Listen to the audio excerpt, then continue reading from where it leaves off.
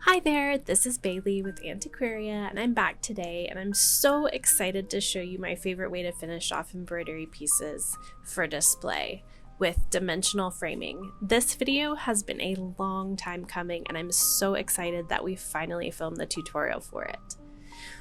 So to start, you're going to want to cut your piece into a circle, trimming off the corners.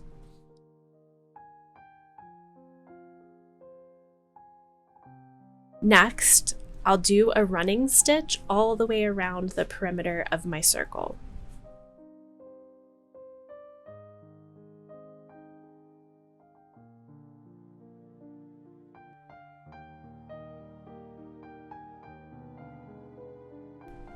After you've gone all of the way around, get your hoop out and take the center piece under your fabric.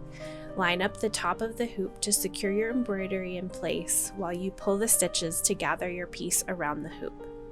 Make sure it's taut and tie off the stitches in a knot.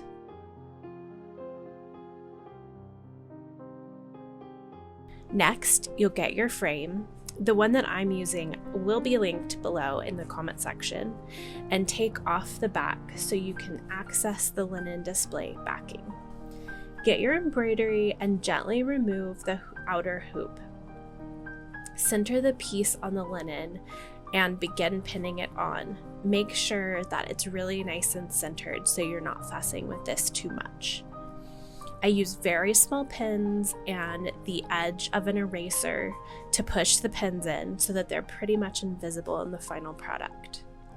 I use 8 pins total, placed at the top, the bottom, and each side. And then once I've completed those, I pin the rest between those for the last 4.